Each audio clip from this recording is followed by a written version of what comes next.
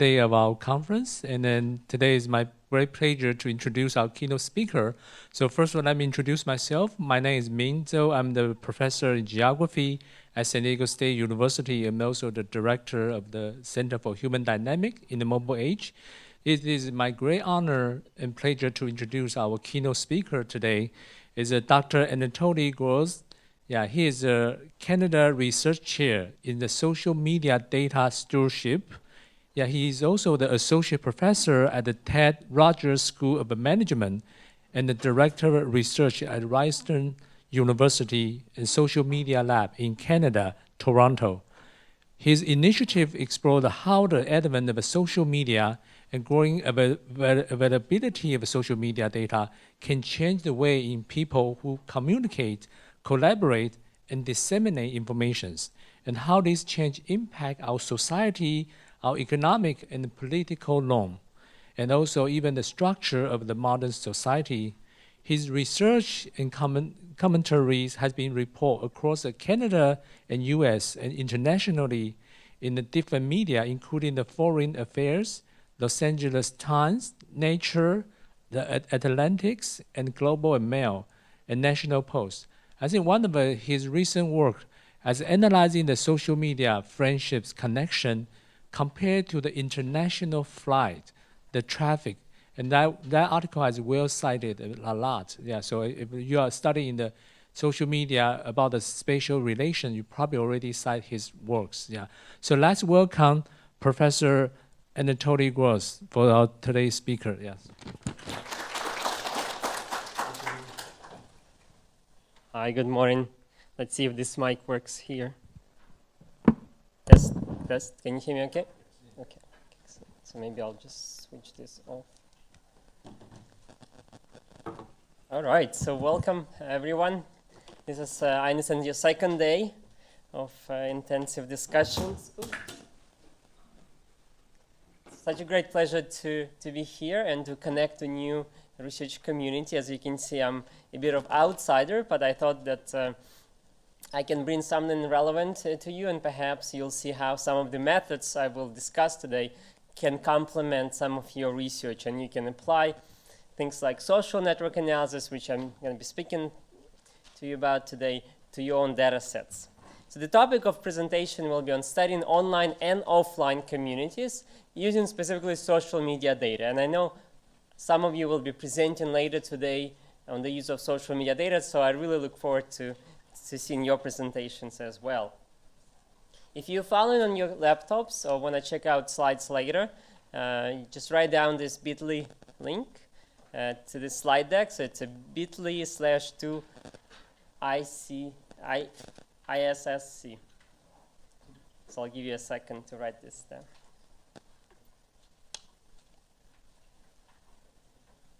As we're running a little bit late, I will skip one of the case studies, but if you have slides, you can revisit them later as well. Before I start, I just want to say a few words about the Social Media Lab and types of work we do. We study how people and organizations use social media to connect, to share information, to communicate and collaborate. And we're also developing tools and techniques to analyze social media data. So one of the projects in the Social Media Lab focuses on how we can use social media data or how online communities can use social media data to support political activism and various movements. So how activists can use social media to go from a small gathering like this to a crowd of people, and then how they can use social media to turn this crowd into a community. So these are some of the research questions that we're examining. And of course, social media data is a great source for us to study human dynamics because more and more people joining social networking websites. This week, in fact, social media celebrates a big milestone. 3 billion people join various social networks around the world. And of course, more people joining networks, and they also contribute more data. Plus, there are more and more ways to collect this data for us researchers through publicly available APIs. Some of you might be using them already, through data resellers, companies such as DataSift, GNIP, or you might be collecting your own data through mobile apps and other web applications. And all this data essentially contributing to the growing number and sizes of various data sets that we can use to understand political implications for our society, healthcare issues, and education, and many, many other ones. But the big challenge is, how do we make sense of these structured and unstructured data sets? And I know one of the key topics for this year's event here is to talk about how do we consolidate and merge various data sets. So in social media data, we're dealing with similar issues as well. It's a multi-platform data sets. We also have within each platform, there are multiple different data points, different data level of granularity. So how do you connect different data sets? So spatial temporal computing is a very helpful technique to study social media data. Why? Well, number of reasons. It helps us to map digital world into the physical maps, and it's much easier to understand what's really happening in the virtual world once it's on the map. You can zoom in at different level of granularity. You can do things like mapping geocoded messages on a white piece of paper or blank screen, and you can discover the actual infrastructure of continents, and that includes digital and physical infrastructure. You can see this experiment, for example, here done by Twitter a couple years ago, when they plotted each Twitter that was geocoded on a map, and they discovered, well, there's Europe.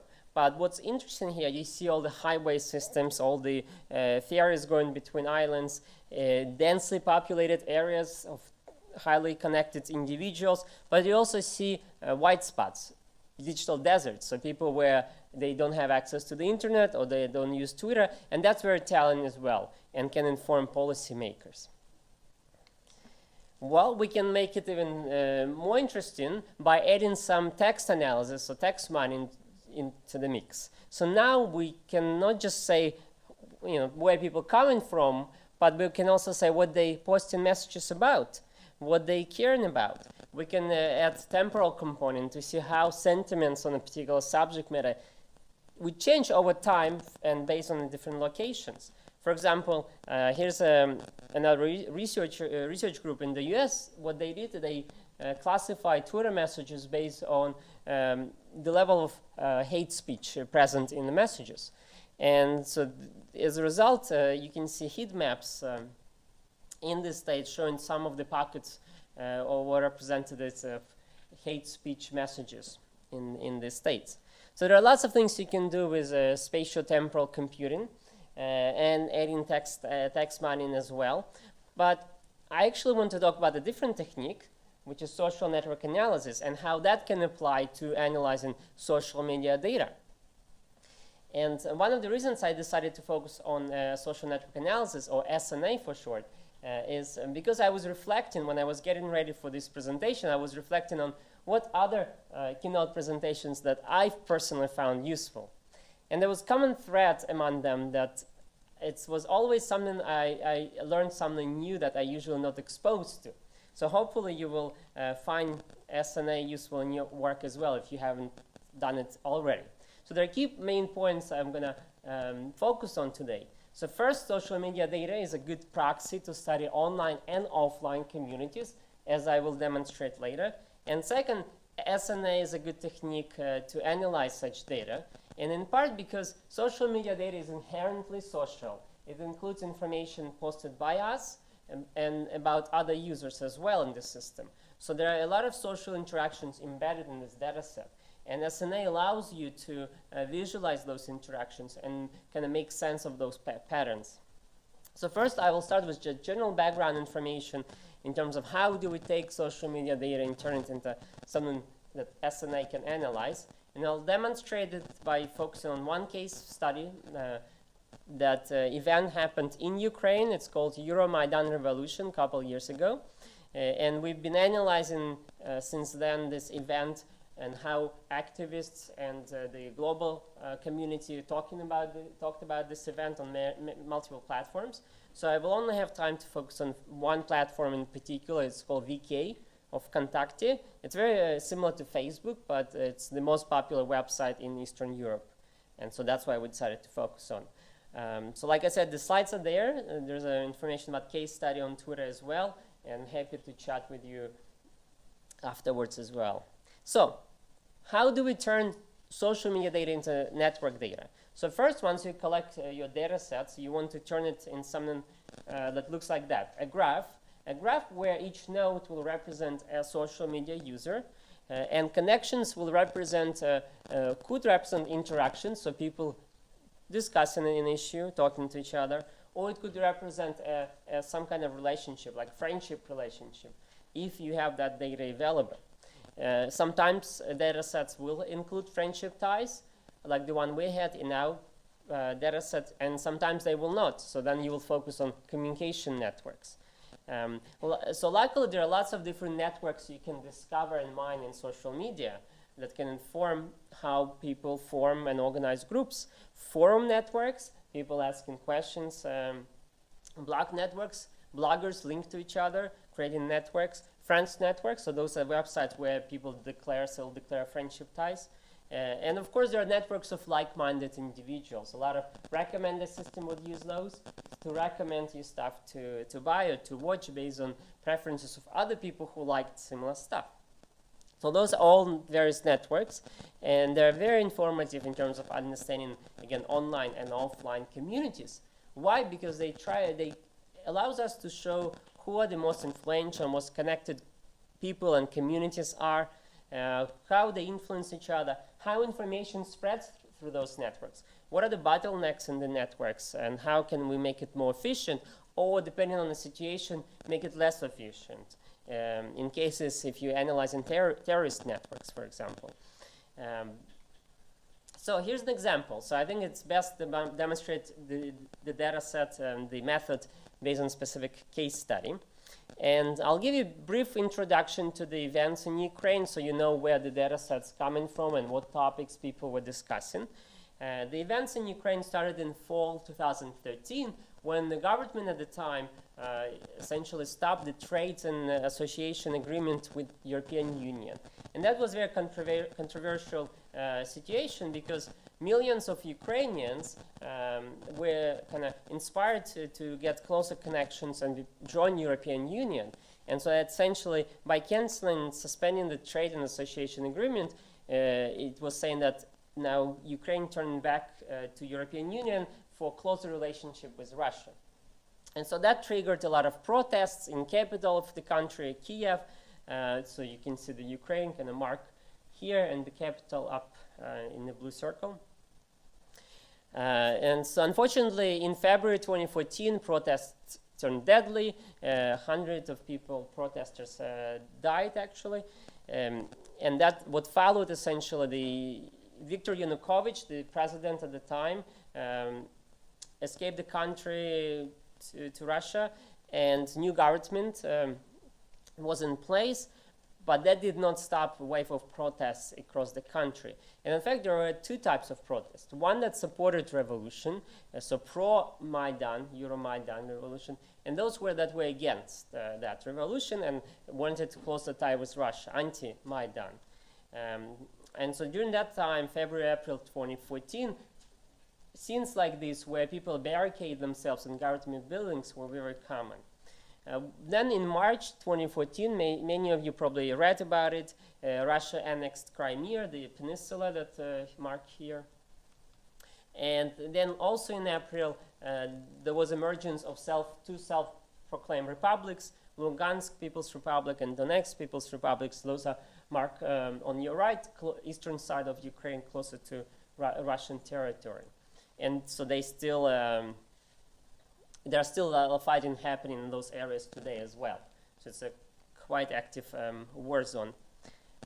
So what we wanted to know how activists and generally people in Ukraine and abroad talked about events that happened in Ukraine. Did they use social media to organize themselves, to understand the situations, to share misinformation?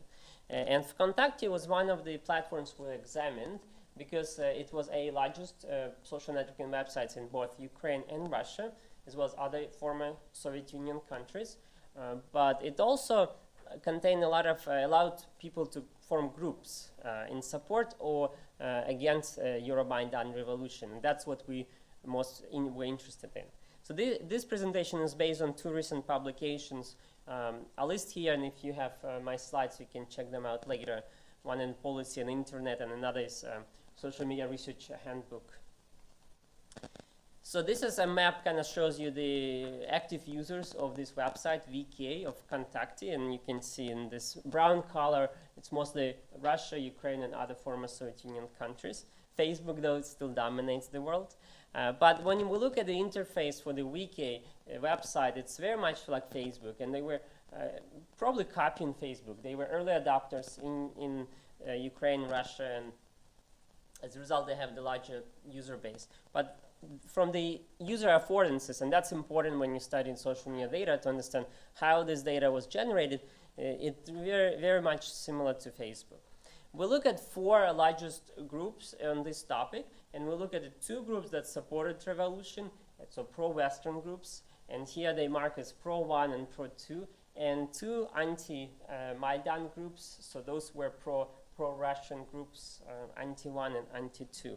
And so we focus on the largest groups. You can see the number of users here marked as number of nodes, range from 140,000 to about 60,000 users. And these are public groups, so anybody can join. So VK, just like many social networking websites, provides API, application programmable interface, to collect data about groups. Unlike Facebook, VK has a little bit more metadata that they're willing to share with web developers and researchers like ourselves. So we were able to collect information about groups, at the public groups, of course, the public users, information about who liked what, who is friends with whom. So a lot of data available for us to analyze, including the self-declared location information. And that was also helpful metadata element for our research. Once we collected the data, SNA was the primary method that we applied, but we've also done a number of statistical tests using exponential random graph models. We also applied community detection algorithms and network visualizations to kind of slice and dice and analyze our data set, as well as we dive into the actual messages. So look at the content analysis was helpful to validate some of the more automated approaches that we applied. And again, more details in those publications, and I'm happy to chat with you later on. We use package R as well as Tableau for visual analytics. So those are both very useful packages. If you use, you probably experience the same. So this is how the groups look like. Let's say on your right, on your left is an example of pro-Maidan group, so the group that supported revolution. And you can see the colors kind of represent the Ukrainian flag, the blue and yellow. And then on the other side, you can see the group, an example of a group that anti-Maidan. There were, in fact, hundreds of those groups. We decided to focus on the 4 largest ones, but there were over 3,000 groups formed. And so the group anti-Maidan, most of them were referring to, good old Soviet Union times. And so as a result, they used a lot of symbolic, a lot of imagery and pictures from Soviet Union times. So the red color is that, representing the red Soviet Union flag. But we are network researchers, so we want to know what's behind those groups, how friendship ties, friendship connections are formed, and what can we tell about the group with certain type of network configurations. And so this is an example of one of the groups we analyzed. This is actual network for that group, and the other group, the network looks quite different. So what does it mean? Why, just without knowing what social network analysis is, the question would be, well, why there are different shapes? So each node here, there are lots of nodes, they're very small. Each node represents a user on those websites, a group member who joined a particular cause. So they self-declare they are pro or against this revolution. And connections, which you probably don't see, but the black lines essentially represent who is friends with whom.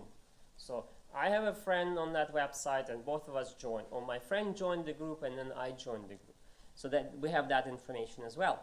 The colors here were representative of the country the users from. So yellow was Ukraine and red was Russia, and there's a green color that represents other countries. Less than 10% people were from other countries. And so the question is what those different network structures can tell us, why certain groups are more kind of centralized, like these anti-Maidan groups versus other groups that have some different clustering systems. So I'm not going to have time to go through each of the groups in details. I'm just going to show you some of the examples of types of analysis we did. And again, this is just to show you what you can do with networks, what kind of conclusions you can draw from them, and maybe show you a way that you can apply these techniques to your data sets. So once we plotted a network like this and assigned a color to represent different countries, we notice, well, for this network that is supporting closer tie with European Union, we can have a cluster with red nodes, supposedly people from Russia. So we try to isolate that group to figure out who these people are. And so to do that, we applied what we call community detection algorithms, similar to clustering that many of you have used on other types of data sets. But it allows us to find groups of nodes that tend to be connected to each other more likely than to the rest of the network, so densely connected groups of nodes. And then we manually sample most connected accounts to look at their profiles and figure out who they are. And so what happens is actually, even though that particular cluster, that outlier, right now represented in green color, even though they were listing themselves as from Russia, most of them, maybe they are, but most of them were spam and marketing type of accounts. So that has nothing to do with the particular cause for this group. And the reason they appear to be on the periphery, because other users of the platform suddenly realize that these are the spammers, and why would they be friends with the spammers? But they were able to kind of infiltrate the group because you can see there are some few connections to the core periphery. There are other outliers, and they're all real actually users. Unlike spammers, the red cluster also kind of highlighted here. It was an ethnic minority in Ukraine. It's a Muslim minority, predominantly living in Crimea, the peninsula that was annexed by Russia. And interestingly, the reason they are part of this group is because they were in support of staying with Ukraine. They did not want for Crimea to separate from mainland. And but at the same time, because they don't have a lot of friendship ties with the core members of this group, they densely connected cluster, but mostly within themselves. So they do appear like in the same network position, just like as spammers. So there are a couple interesting observations you can make. So yes, looking at outliers, looking at the clustering is useful, but we can't necessarily automatically label them without looking at some of the content. We did the same kind of approach, the same exploratory analysis for each of the networks. And this is an example of different groups, so anti-Maidan groups. So these groups was mostly pro-Russia, and they were supporting the Donetsk and Lugansk People's Republic. And the network structure is a bit different. There are two large clusters that form. And then we start looking at the self-declared location of individuals. And for this group, because it was very focused on supporting a particular region in the country that was fighting against Ukrainian army, most of the people, so for this cluster anyway, 64% came from one city. So the city is named Donetsk, and that's the main city of this Donetsk People Republic. So that kind of gives you an idea that, yes, we're looking at online networks, online friendship networks, but because of the very localized nature of the conflict, we see a lot of homophily based on location. So when I say homophily, essentially the tendency of people to form ties with people, like-minded individuals. And like-minded individuals could be people who share your political views, just like here, but could also share other socio-demographical characteristics. Could be location. So the main point in this paper, in this project, that yes, geography still matters, even in the online world, especially when you study in a particular events that are happening on the ground. And so online social networks, they likely represent local connections pre-existing potentially, or maybe connections that were formed during the protests. Because a lot of people who joined the group, they also would go on the street and protest as well. I'm just going to check the time. Right. So in general, we did find tendency of group members to form friends within the same country. So people from Russia tend to be friends with Russia, other people from Russia, people from Ukraine, friends with people from Ukraine, and clearly they would be sharing the same political ideology. But then we dig deeper and run a couple of statistical tests, and we did found tendency of people from the same city also to form friendship ties in this group. And this is really demonstrates the fact that online social networks can help study offline networks as well, and vice versa. But we didn't stop there, and we look at the 10% of connections that were not from Ukraine, within Ukraine or within Russia. We look at the VK users who were part of the groups, but were from other countries. And we use that as an opportunity to create what we call country-to-country network. Essentially, two countries are connected if you have friends on this website from those countries as well. And the more friends, let's say, between France and Ukraine, then the stronger connection is between France and Ukraine. So we ask questions like, does international political rhetoric between states reflected in online networks, groups, and interactions?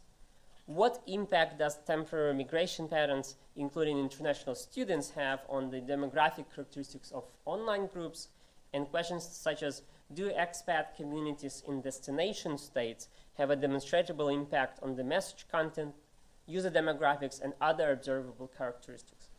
And so this is the types of network we analyze. So in this case, the nodes represent countries instead of people, and connections again indicate whether there is enough friends in those between those two countries on this website, and those that join the same group.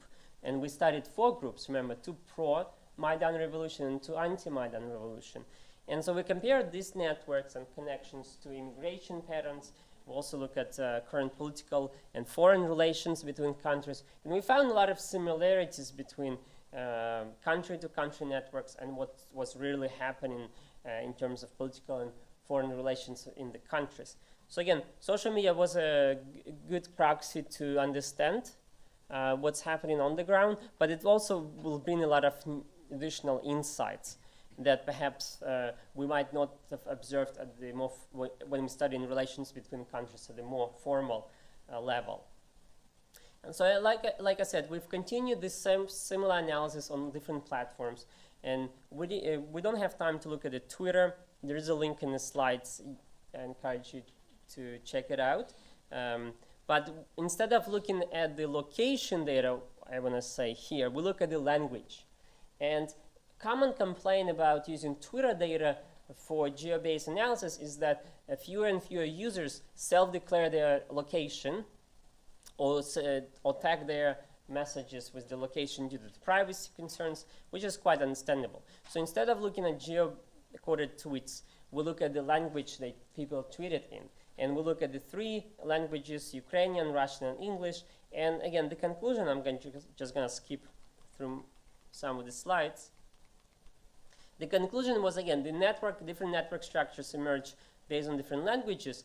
And it does show that you have to be really careful in terms of what types of data sets you study from social media, because it can represent different audiences, different geographical reach. When you look at, let's say, tweets in Ukrainian, as you would expect, you're studying activists or people who directly or indirectly connected to events in Ukraine. When you study data sets in Russian, that combines both people in Russia, people in Ukraine. Russian is the second most common language in Ukraine. And then when you look at the English-based tweets about events in Ukraine, then you cover in most of the Western world, mostly news organization, government officials and such. So this is just to emphasize, yes, social media data is useful, but it does show different aspects of different actors related to the event. So we have to be really careful how we interpret the results. So on this note, some takeaways. Really combining social network analysis, visualizations, community detection algorithms was really helpful to map out the conflict online and offline. We had to supplement it with some manual content analysis to understand some of the clustering and label them. We really benefited from looking at multiple platforms. So I only had time to talk about one platform, VK, Vkontakte, but Twitter was another interesting case. We'll look at the communication networks in particular. Wikipedia was really a place where information war was happening, and people were discussing whether to change the status of Crimea on Wikipedia or not. At the time, Russia was in the process of annexation. And we also saw the difference between when you study networks of friendship is different than studying communication networks on Twitter, because I can talk to someone I disagree with on Twitter. And so the connection can actually represent a disagreement. But when we look at the friendship ties, that most likely people agree on a particular point. That's why they're friends, and that's why they are part of those groups. And finally, perhaps something that you would appreciate to see, geography still matters, and even in online world. And to finish my presentation, I just want to leave you with a couple of thoughts here.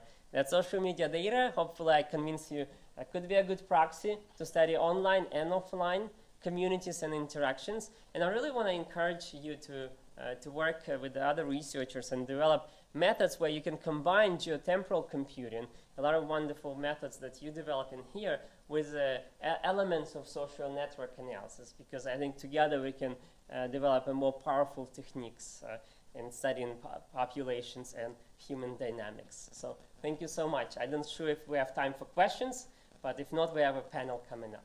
So thank you. Maybe one or two questions from the audience. Yes. I have a question. So if you remember like 10 or 12 years back, there was a social media named Friendster. Do you remember that? Yeah, so if we take a look back 10 to 12 years, there was a social media namely Friendster. And I was wondering, because now nobody uses Friendster anymore. And my question will be, how do you predict the recent social media such as Facebook, Twitter, Instagram, like in the future? I mean about their life cycle and existence. Thank you. It's a good question. This is really outside the scope of our research. What we're looking at, how individual communities within certain platforms emerged, evolved, and perhaps disappear. So we can certainly try to predict individual groups within platforms like Facebook and Twitter, but looking at the whole platforms would require to bring some economists and other experts to projects. So it's just not the goal of our research. We see the value of social media data as is, as a representative of what's happening online and offline, so just not something we do. So I have a question. When you looked at the language, what happened when you had a user that was using multiple languages, both English and Ukrainian and Russian? I'm sure there are some users that had all three, depending on where they were at. And I'm not sure that language alone is a good proxy for those kinds of communities. So thank you for this comment. I agree with you that this is a bit rough approximation of geography, so it's not an ideal approach at all. And in fact, we haven't compared whether there are same users appear on multiple data sets, but looking at some more influential accounts, because we examine each data sets independently, we did find that the only one that would post messages in multiple languages would be official accounts for the activist groups. So you have Euromaidan PR account, and they actually developed one specifically for Western audience, so they only tweet in English. For other activists and newspapers, they tend to try to reach to the local audience, so they tend to be very consistent in terms of language use. So if they're using tweeting in Ukrainian, they would mostly tweet in Ukrainian. But you're absolutely right. I'm sure there is some overlap, especially between Ukrainian and Russian data sets. But based on most influential accounts, we haven't seen that happen. So this is the best next thing we can do due to the lack of geo-labeled data. Yeah. Thank you.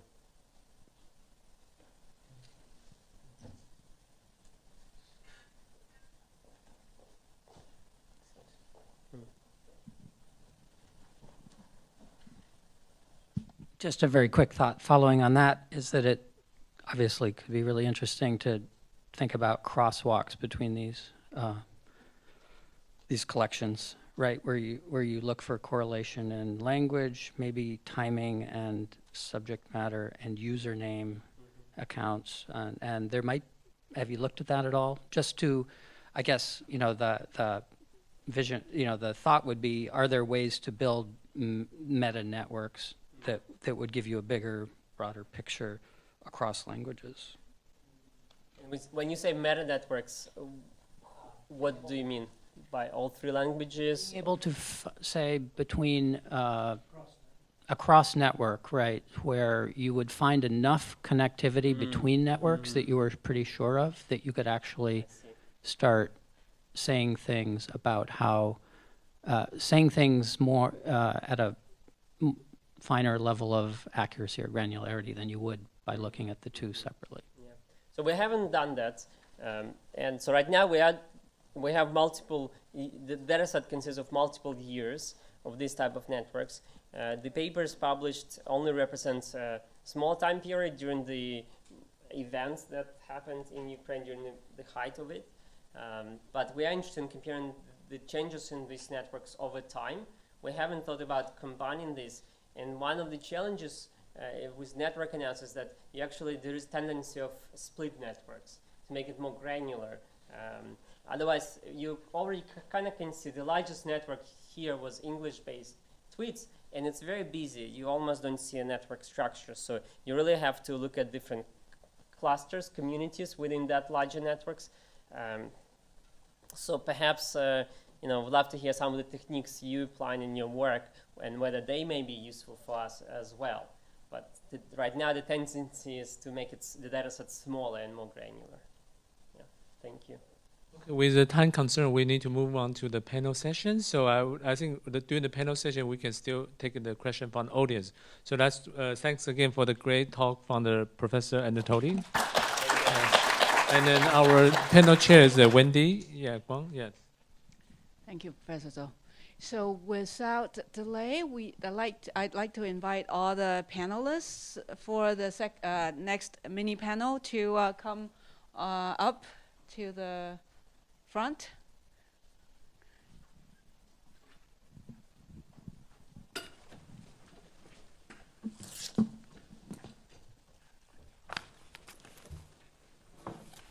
So this panel is a discussion on social dynamics, and we're very fortunate to have 4 distinguished scholars to join our panel.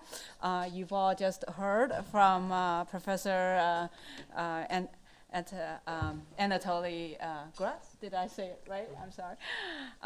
And so I will skip the formal introduction. The rest of our panel includes Professor Ming Tsou from, he's a professor in the Department of Geography and also founding director of the Center for Human Dynamics in the Mobile Age in San Diego State University. Next to him is Professor Jun Luo. He's associate professor in the Department of Geography, Geology and Planning from Missouri State University. And last but not least is Professor Xun Shi. He's a professor of geography from Dartmouth College, a little closer to our site here. And all of them had done extensive work in research using social media and other data sources to study social dynamics. So our panel would be engaged in discussing how spatial temporal data and computation are used in learning about social changes, event phenomena, related to many diverse topics. It could be, public health, policy, events. So I'll let the panelists lead us to their experience, their case maybe, very brief ones, and their views on the challenges of this field, maybe future trend and development ideas. So I also suggest that if they could give some advice to some of our graduate students in the audience who are entering this field and selecting research topics, that would be appreciated too.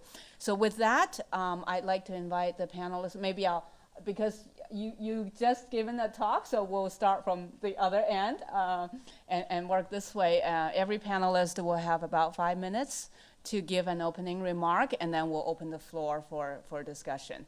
All right, Professor Shi? I thought I was the last because that's exchange the seat to be the last.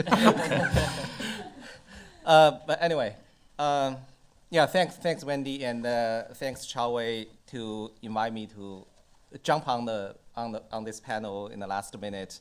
I really appreciate the invitation. In my mind, so I might be a little bit different from the rest of the panel. In my mind, I think social media data, there are two types of social media data. One is that I caught from the unaware contributors. So which means the data from those people, from those contributors that those contributors don't realize or are not aware of their data they share, for example, from a Twitter, from Facebook, from Flicks, from those people, they contribute the data, but they are not aware of their data are used by, will be used by a third party for some purpose they don't know or they don't care. I think most of the talks we are having here belong to this category, like our keynotes. And the second type of the social media data, I would say data from those people, aware contributors. Those data from the people they know. Actually, they purposely share this data for their own purpose, for some purpose they would like to pursue. And I see these two types of social media data, social media information are quite different. They have different characteristics. For example, the first type would typically will have very large size, but also contain high uncertainty. And the ways of treating them or extract the information from them are quite different. For example, the first type of information, usually we're talking about machine learning or data mining to try to extract information from a huge amount of data. But the second type of information, usually we just try to process the data to make it more consistent we can basically, the use is much easier or simpler. And also the applications can be quite different. And the data for different application problems can be quite different. So here I would like to talk about a study I did about 10 years ago, back in 2006. It's about Hurricane Katrina. So at that time, after Katrina hurricane damaged the city of New Orleans, that's a big thing, big disaster. And after that, also Wendy mentioned the students. And actually, a few Dharma students approached me. And Dharma students are very caring. We have Dharma students there. They're very caring. And they would like to help. And especially, they took my GIS class, and I told them GIS is very useful, right? Very useful in terms of the disaster emergency response and the disaster evaluation planning. I told them very useful. So, okay, now there's a big disaster. People need help. What can we do with GIS to help? And I told them, sit back, not much.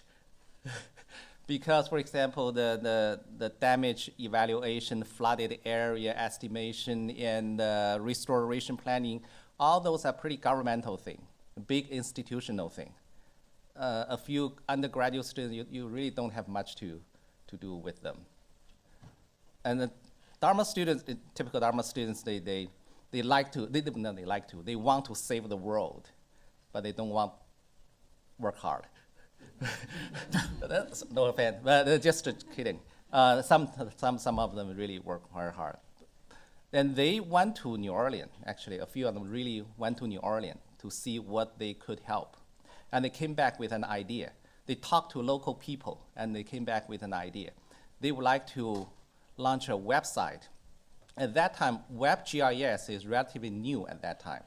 So they would like to launch a website with GIS functionality on it and used by the local residents. Because at that time, the local residents, those displaced local residents in New Orleans, after the hurricane, they went everywhere. Went to Seattle, went to Los Angeles, went to East. They got displaced, their houses got damaged. And these people were considering if they want to move back. This is a big decision for them. If they want to move back to their original neighborhood to rebuild their house, that's a big decision making for them. But some of the most critical information for them to make this decision was not available. The government would not collect that kind of information. For example, will my neighbors move back? Will the school in the area, or the coffee shop in my area would reopen? Or this for a resident, for a local neighborhood, this kind of neighborhood information is very critical for them to make this decision. But government would not, or any institution would not collect this information. So the students came back with this idea. They would like to launch a website and with GIS functionality on it for the people, the local residents, to share their own information with their neighbors. So I call this, so that's entirely students-driven project or study. And I didn't have this idea at all. I hadn't had this idea at all. And then I thought this is a very good idea. And I coined a name for this kind of website. I called it Wiki GIS. And later, Goodchild proposed this VGI, or Volunteered Geographic. I thought they did the same thing. But unfortunately, entirely my fault, we didn't publish this. So anyway, we launched this website, and the purpose of this is for local residents to share this information. I think the characteristic features of this kind of social media data is that this wiki idea is not, so traditionally the information is kind of top down. The government will give the information. You go to government website to check the certain information. Again, this is a top-down approach to share the information, or maybe some information collected from the people, and the government collect the information. This is a bottom up, but this kind of wiki idea is a bottom. It's a bottom. This is kind of grassroots. This grassroots idea is not brand new, but this social media provide a much more powerful powerful means to facilitate this process. So, and of course, during this project finally died out. It didn't really work out. We have this website hanging there for maybe a year, but gradually died out. And there are a lot of lessons learned from it. I think that those kind of lessons, because we don't have much time, still meaningful, useful for today's social media data applications. So I'll just stop here. Thank you very much. Okay, I just want to share two of my ongoing research. One is the spatial temporal data modeling. When I did the article for this conference, I tried ways to integrate the point crime data set into a different combinations of spatial temporal scales, okay, in Chicago, okay, for a 10 years time period. For three geographic scales, community, police beat, and the police district, and for three temporal scales, okay, monthly scale,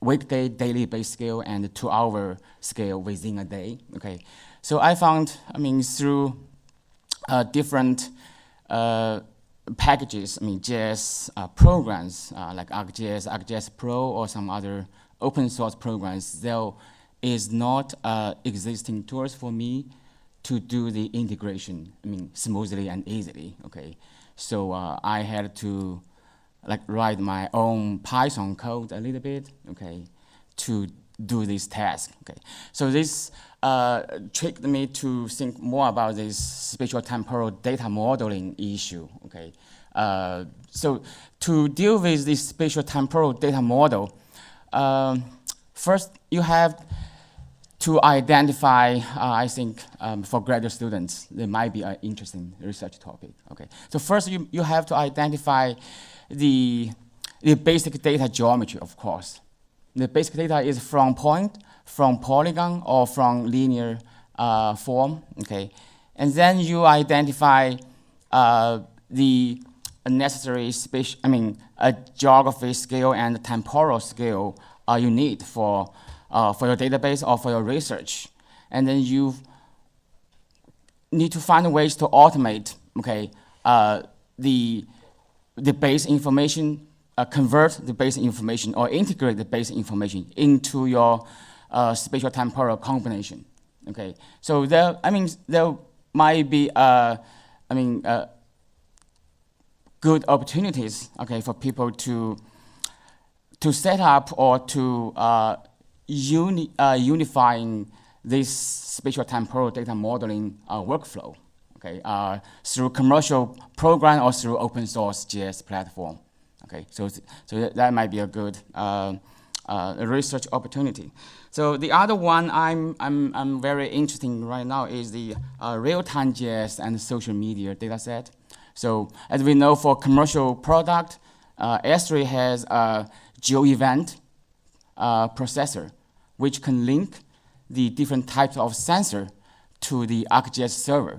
Okay, so that's the commercial product. Okay, and the sensor type for the ArcGIS product configuration right now is really diverse. Okay, it can accept different types of sensor data streaming input or data feeds, they call it. Okay, and automatically, like every 1 minute, 2 minutes, the time interval you can define, okay, to store the data streaming input into the spatial temporal database.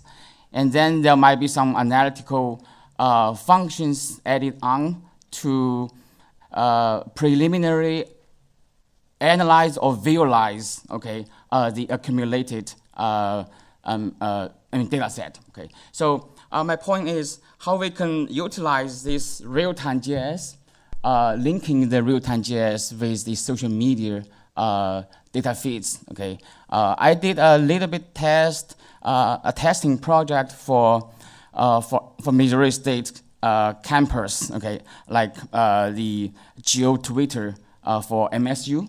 Okay, so for students' opinion about any campus service facility, freshmen, okay, they coming, the moving day, many of them, they may post tweets, okay, and sometimes the tweets, they may have geo information, okay, linked with the tweets. Okay, so this, that simple, testing project can visualize, okay, where people post tweets, during like the beginning of a new academic year, where are the concentration of students, okay, of events, things like that, okay. So that's just, one simple attempt to link the real-time JS with social media data set, okay. And it could have many other potentials, like to study public health, okay, to study people's behavior,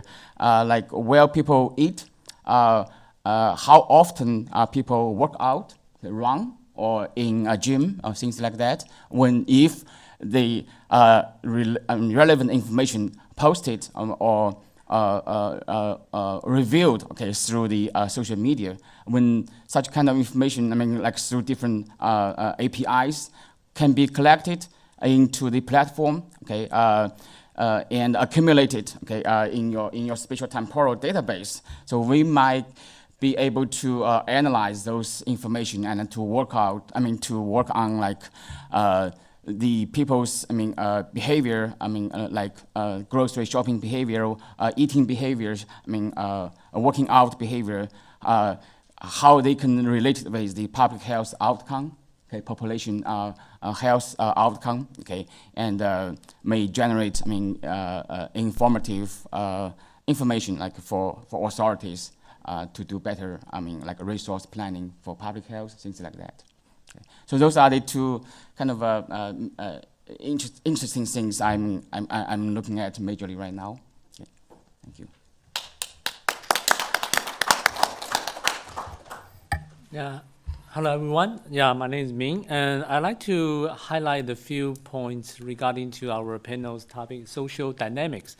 So first of all, I'm the director for the center. Our center is also called the Human Dynamics. So I want you to think about the keyword dynamics. What does this keyword means? Actually, it means spatial temporal change. So when we see the phenomena or event, we actually analyzing the change between the spatial and also temporal. That's the dynamics.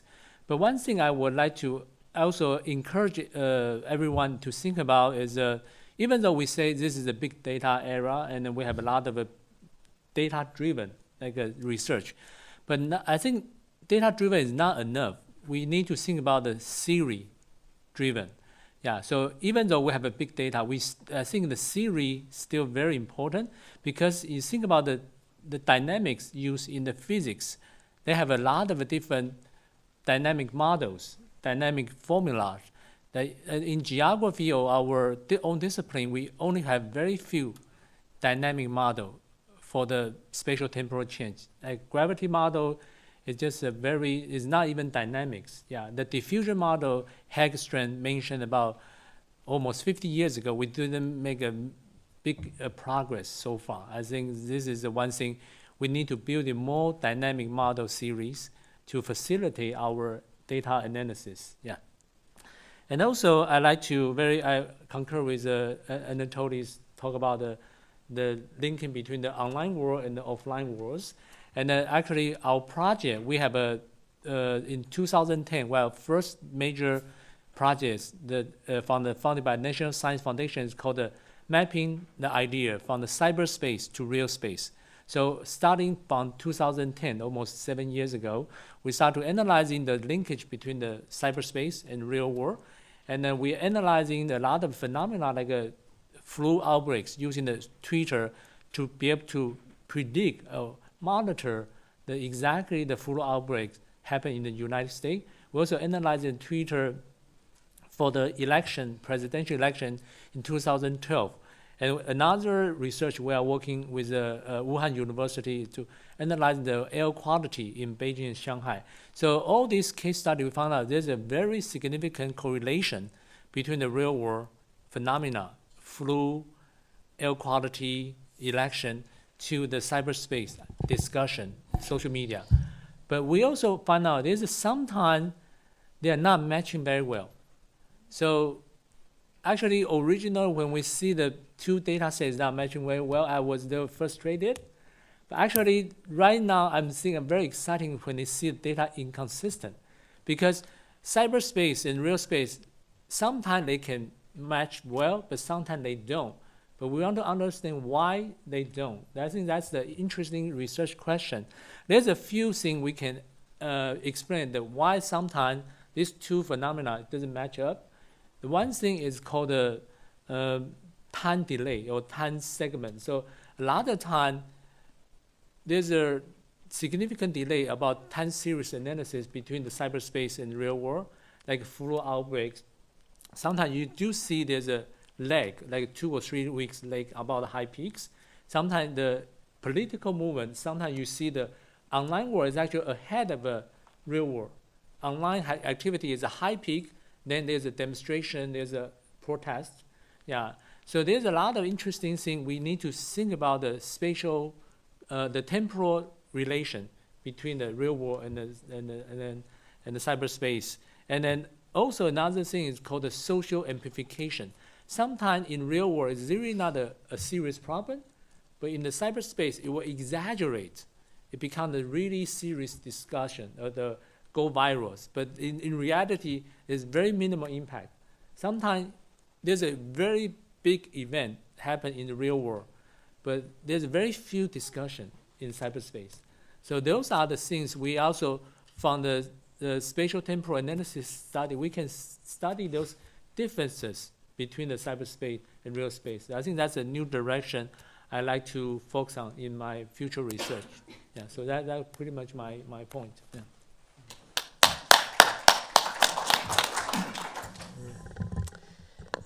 So thank you for the different introductions. I would just want to add that social media data really is good to study short-lived events or unexpected and high-impact events. But there are also aspects of it that online only, as Ming was pointing out. And depending on your research questions, you might just say, I'm only studying online only discussions and where geography may or may not matter as much. Or are you studying a physical and on the ground event, and you're using social media to supplement your data sets? And in reality, with the 3 billion social media users, I would imagine that any of the topics that you're researching right now can have a social media data angle. The only question is access. How do you get access to whatever relevant platforms you want to use? Of course, considering privacy, user privacy expectations. And the second major question will be, how do you clean it up? So we know there are lots of noise. And noise can come from spam accounts, from social bots, but there could be also noise due to the lack of certain type of elements, metadata elements, such as location or user profile information. So how do you approximate and highlight? The good news is that if you're studying on-the-ground events, and I'm thinking about a current project where we're looking at retail pop-ups in Toronto. So around the city of Toronto, we have unutilized real estate, business real estate, where you have small businesses, startups, and entrepreneurs renting them for a weekend, for 2 weeks. And so these are very short-lived events, but the best actual way to study them is to look at the social media data, and we're able to map out those retail pop-ups around the city, as well as look at some of the sentiments. But we're not necessarily using sentiments to say, well, this was a good pop-up or not, but right now we're just mapping them out. The next step would be to bring some other data about the properties that are being used or underused. And so by the way, if you're interested in collaborating in this project, we'd love to chat with you. So thank you. Thanks to all the panelists. I think that we are now opening up to the audience, and any question, raise your hand and wait for the microphone, please.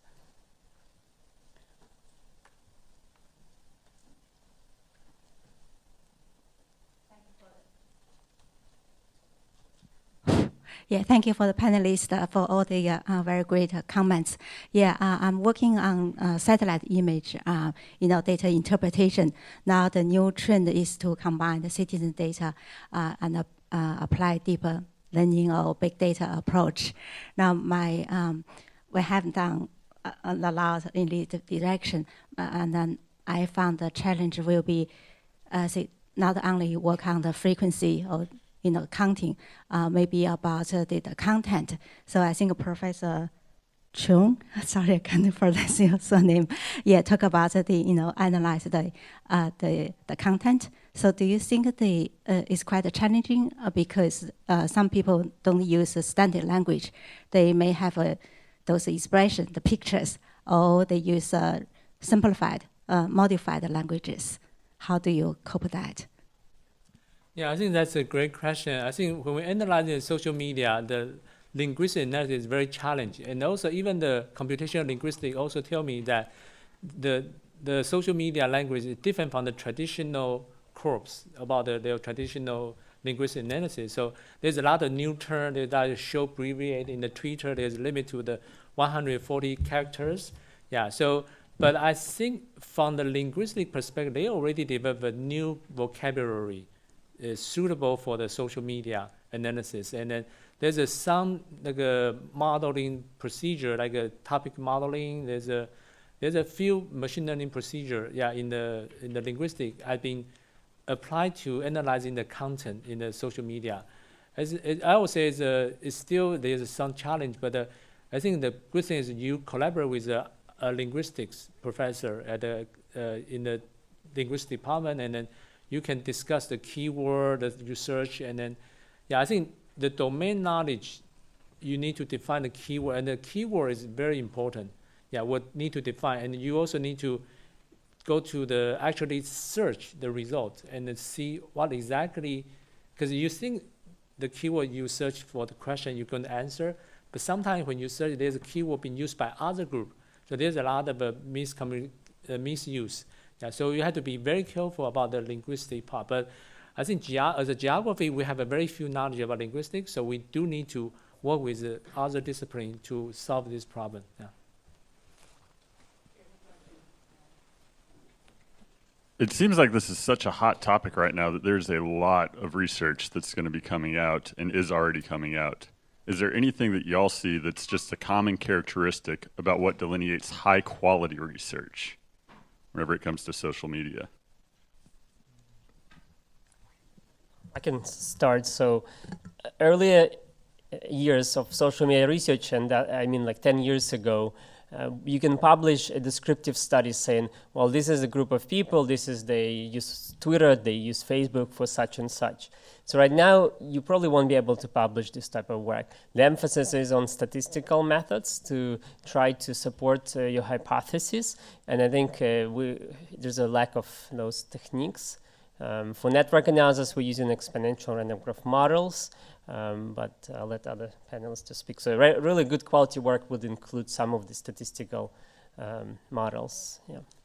Yeah, I think I agree with you, with Anatoliy about the currently there's so many people working on this field. So you have to study deeper about the social media content. You need to analyze it, not just show the patterns, distributed pattern. You want to also analyzing combined with the linguistic, combined with the temporal pattern, compared with the spatial pattern, compared with social networks.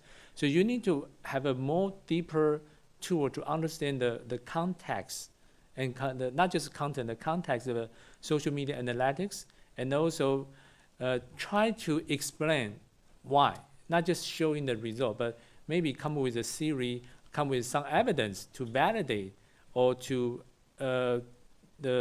explain the reason why you see these phenomena. Yeah, so that's what makes your paper more competitive. Yeah. Yeah, I entirely agree with Ming's comments, and I think high quality means finally we see some success of using this data to predict something or recognize something. And I would say to achieve that goal, this is not just a data or computer thing. It's still a human thing. You see the data and you can use certain machine learning or data mining issues to identify certain patterns, but to really understand it, you still need to talk to people. And I would say a high quality or final success study was, I predict it would be a combination of qualitative and the quantitative and the human and the computer. So question sort of along that line about the maturity of the social media and social dynamics analysis. We look at things like spatial point patterns, for example, and they're both analytical and simulation methods of saying, is this really different from, random processes or natural tendencies which don't reflect, a particular process.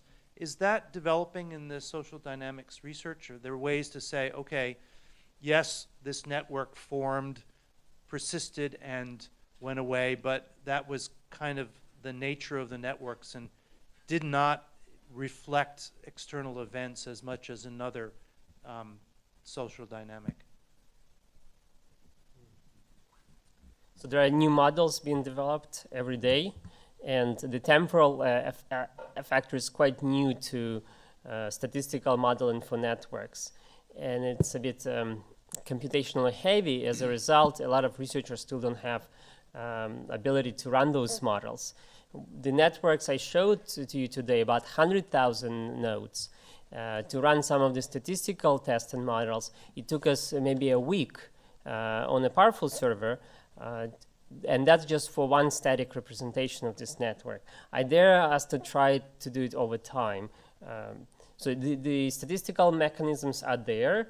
The computational techniques are not that yet, and especially in there are lots of libraries in R that can do that. But R by itself is not very, very friendly to multi-processing, the cloud computing type of infrastructure. So I think some of your presentations at this symposium move this field forward. So I hope to see it in the future being developed. Thank you. But also I want to emphasize that the discipline of the social networks actually come from two different directions. One is from sociology, which is actually analyze very small networks, but focus on the interaction between the human being or even the animal between each other. And that field actually comes with a lot of very interesting theory about the dynamic change interaction. But the other field is from the computer science and the graph theories. And that more focus on the mathematical formula. So they do have some kind of prediction model. But right now I do see that these two fields is actually combined together with the analyzing the social media. So I think there's a lot of a new direction, as in both the sociology tradition of a social network and the computational graph theory, if they work together. And also, one thing I found missing is the spatial social network. So right now, I'm really emphasizing when we analyze the social network, we need to add a spatial component. Yeah, using the city as a one unit to analyzing the connection between the social network in the city. So I think Anatoliy actually do several works on that direction. So I think I'm very optimistic about the future of the social network analysis. Actually, my question is exactly that. So I've also seen some research articles analyzing social network in some sort of ways to examine which is the largest bound between different socialities, different organizations, and then map back to the real world. So I'm wondering if there is any other best practices or any other modeling mechanisms to help automatically map the social network analysis result to the real world. Is there any automatic mechanism to analyze those dynamics? Yeah, actually in our current NSF project, we are developing the agent-based model.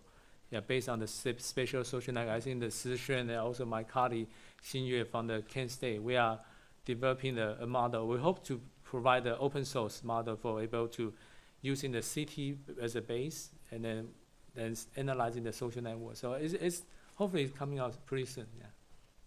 But I think there's other opportunity. Yeah.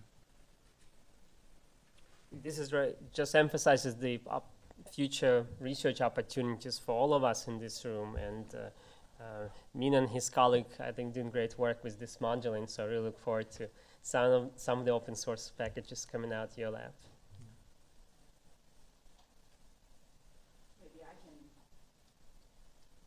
can take the advantage of having the microphone in my hand to ask you a question too. This is about visualization. Of course, traditional maps is really representing space in space, right? Shrink down with a scale. Movies are pretty much representing time in time, right? Also shrink down, so things happen faster.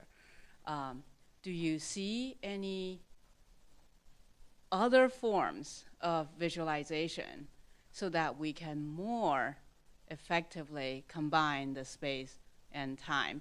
You know, there are ways of replacing the height by time and things like that, but all have shortcomings, of course. But you have any idea on breaking through this visualization framework? Virtual reality. I'm actually curious how many of you in this room found it really effective 3D VR-based visualizations, because early attempts, personally, especially when you're trying to do network analysis, were not as successful, so we'd love to hear from you if you have successful examples of that. Yeah, I think this is a great question, because as a cartographer, we do struggle with those animation or the temporal display, I think. But in the cartography research, we do have several research field emphasizing on the dynamic representation or we call the multimedia cartography, or maybe those animations type thing, but it's very limited. I think the user interface or the visualization result is not good. But I think one thing we can learn probably is from the video game industry. So a lot of frontier of visualization is actually come from the video game. So when the people play the video game, there are a lot of maps, a lot of events, actually dynamic showing, and people are easy to navigate through the landscape. So I think, for example, Google Earth is why the interface is very useful. Is actually the developer of Google Earth is from the video game. So hopefully we may be able to learn some good lesson or experience from the video game industry. Yeah, that's one of my direction. Yeah. When we talk about temporal differences, I think highlighting the difference between time A and time B is useful instead of trying to visualize both at the same time. So heat maps and showing the difference in time very useful. In network analysis, we tend to aggregate things because there's a limit to our ability to comprehend the networks and also our screens to show you granularly. You saw some of the networks, they looked like balls and you don't really see the line. So you can zoom in, zoom out, but at some point, as an analyst, it's not very useful. So you're really trying to find clusters and label them automatically. So I think we're still struggling with the static visualizations of large big data sets, not to mention how do we do it over time. Yeah. But that's a great opportunity for research funding applications perhaps and new research papers. I really enjoyed the map on the geography of hate. When I looked at it, it made me curious. I wanted to know more about it. But I'm also a slow or late adopter to social media and also quite skeptical of it. So a question I have for the panel is, can you give me some examples from social network research where you feel you found some really valuable findings about the nature of these social networks? So like kind of geography of hate, I feel like the summary statistics reveal a lot. Just curious of your antidotes that you would use to persuade someone like me. Why is this research so engaging and intriguing?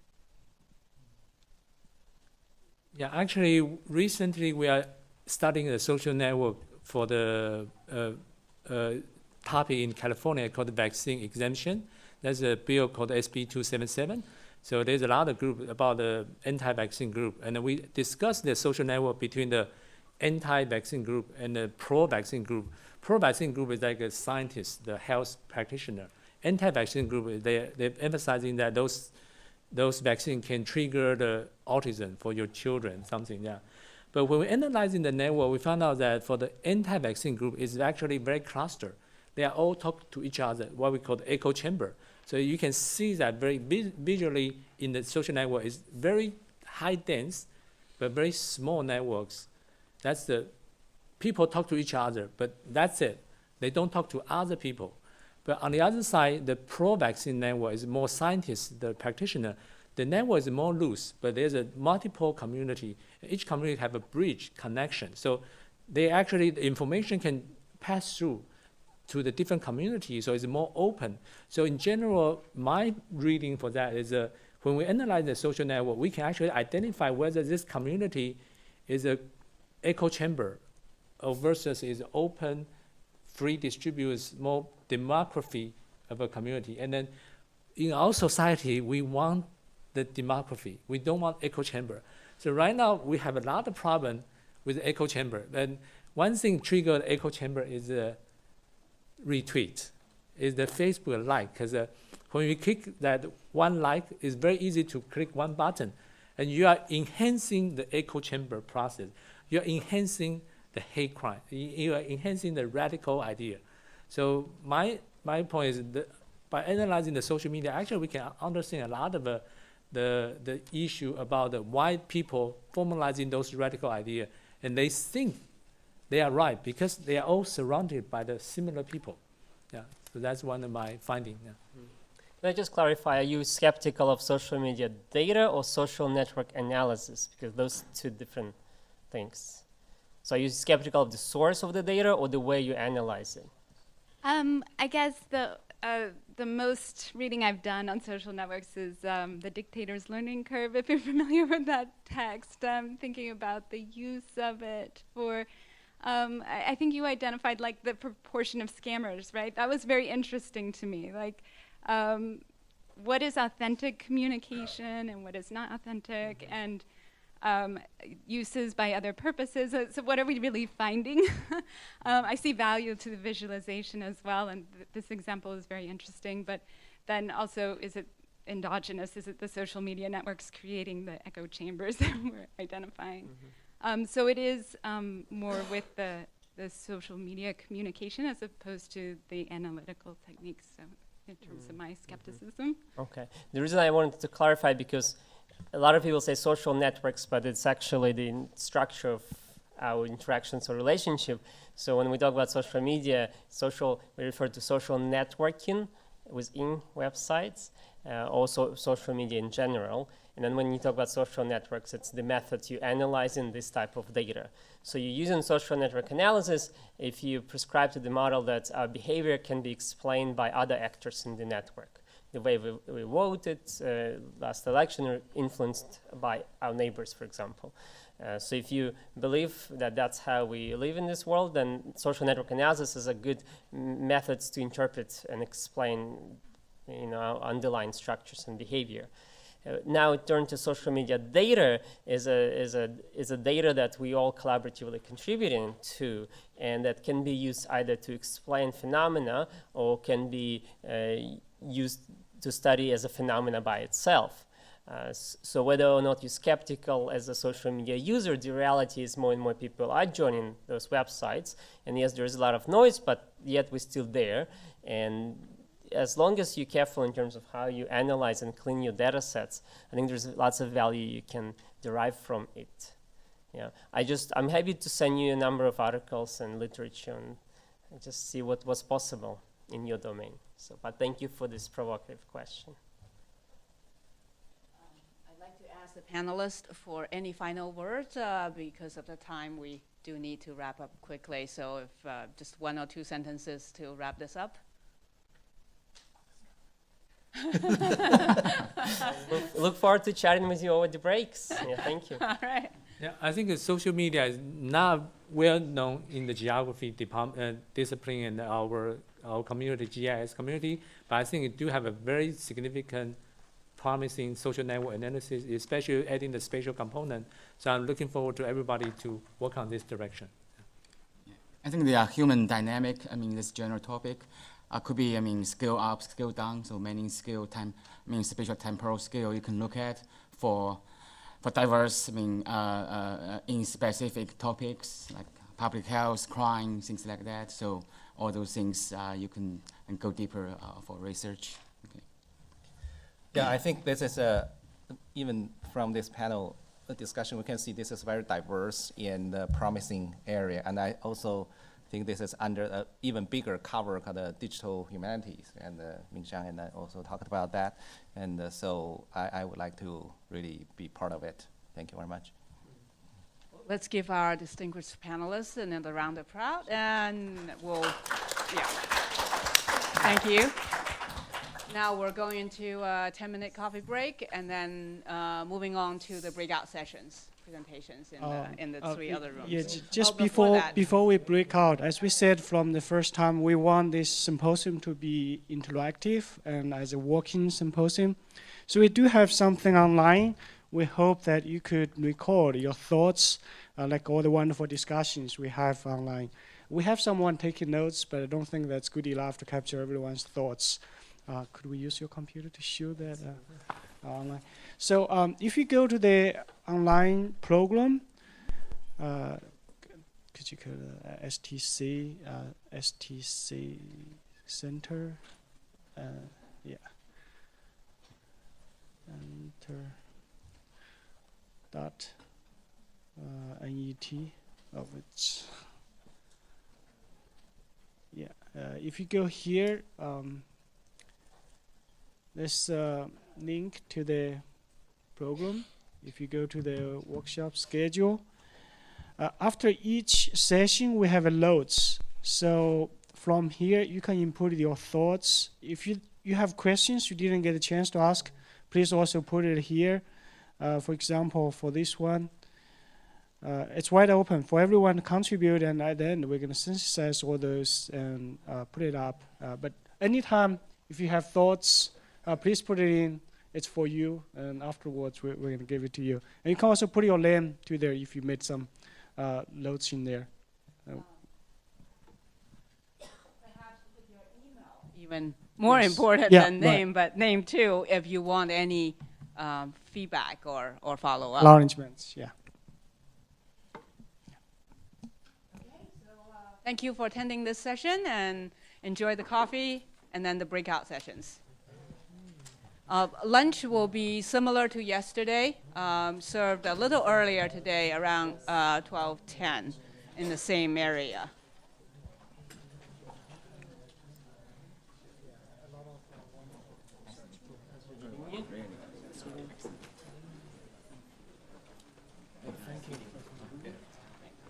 No problem.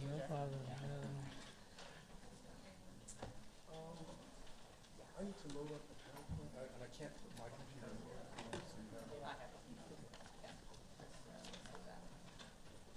I wasn't going to use slides, and then I got carried away, and I have too many. Well, you've got time, so you can feel free to show us.